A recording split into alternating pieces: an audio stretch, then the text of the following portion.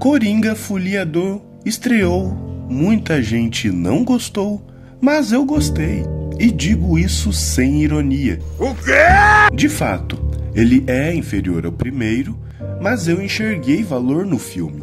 Pude refletir sobre o que o longa apresentou e acho que entendi o que o filme quis transmitir e por que ele escolheu certos caminhos. Antes de começarmos, deixe o seu like, se inscreva no canal e mande esse vídeo para o seu amigo que não gostou do filme. Vai que ele muda de opinião. Falando sobre o elefante da sala, o filme é um musical. E faz sentido dentro do filme ele ser um musical. Logo no início do longa, o professor de canto do Arkham fala que cantar é bom internamente para se conhecer, compreender questões profundas de si mesmo e se curar. Essas coisas assim, mais da pessoa com ela mesma. E essa é a história do filme. É entender se o Arthur Fleck é o Coringa, ou se ele é um fragmento, uma outra personalidade do Arthur.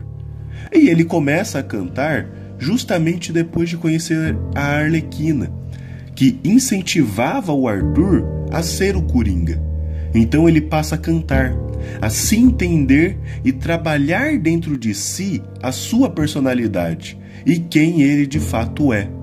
Não à toa, cada momento que ele vive na vida real influencia na música que canta em sua mente.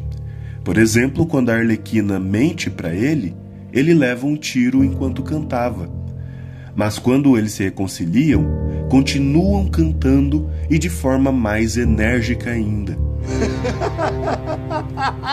E as canções nos filmes servem para mostrar algo que o personagem ou não sabe como dizer, ou que se ele dissesse na forma de um monólogo, seria muito chato. Então o personagem canta para externar aquilo que ele sente e pensa. E isso é bem comum, principalmente nas animações. Então perceba como a presença de canções no filme faz sentido, mas claro, se você entender essa proposta do longa. E o interessante é que, no final, o Arthur Fleck não era o Coringa. O Coringa foi apenas um delírio. Quando o Arthur Fleck matou os 3 jovens lá no primeiro filme e viu a repercussão que isso teve, ele viu nesse personagem, nessa figura, um propósito. Arthur Fleck era um cara com um passado horrível, que ninguém respeitava e ninguém se importava. Mas assim que surgiu essa figura do Coringa, o Arthur abraçou. Ele viu que, sendo dessa forma, defendendo o que o Coringa defendia, ele consegue apoiadores. As pessoas passam a notá-lo e até um amor ele conseguiu. Mas isso não era o que ele queria. E isso nós vemos no tribunal, pois quando o Sr. Poodles fala que o Arthur sempre o tratou bem no trabalho, que nunca fez piadinha com a estatura dele nem nada, o Arthur Fleck fica mexido. Ele sente essas palavras e não à toa, no final do julgamento, ele assume que matou aquelas vítimas, mas que sente muito e que só quer recomeçar. O Coringa não era o Arthur Fleck. Era um personagem com o qual o Arthur conseguia a atenção que ele nunca teve, os olhares que ele nunca teve e até um amor que ele também nunca teve. Mas na hora de sustentar esse lado, ele não conseguiu, explicando assim o título do filme Folia do, que é usado na psiquiatria quando 2 pessoas compartilham o mesmo delírio. E é o que é mostrado.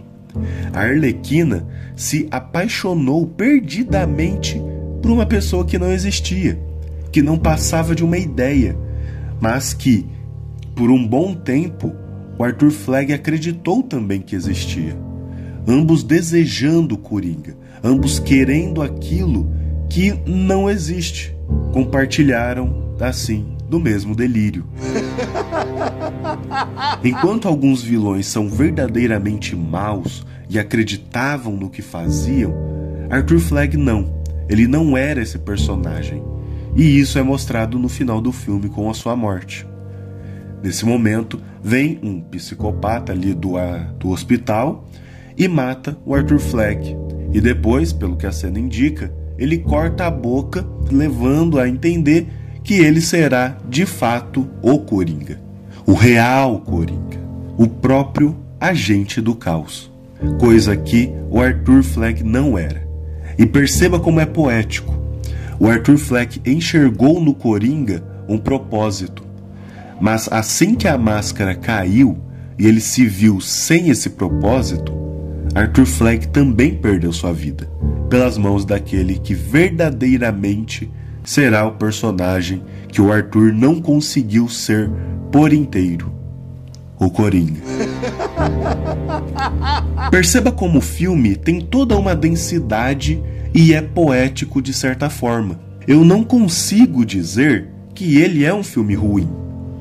Faz sentido existir e traz reflexões muito boas, mas que são mais complicadas de pegar.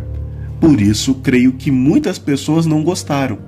E também por problemas mais técnicos, como os diálogos repetitivos, os momentos musicais não serem tão memoráveis, e também ter pouca participação da Arlequina, imaginando que seria uma folia a dois, ali essa ideia do casal. Quando a gente vai ver, a Arlequina não tem tanto tempo assim de tela, não é tão trabalhada, assim, não é tão aprofundada na parte do delírio dela.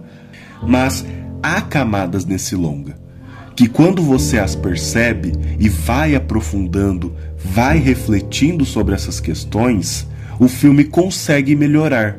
Não fica tão redondinho quanto o primeiro, mas, no geral, fica um filme bem interessante e intrigante.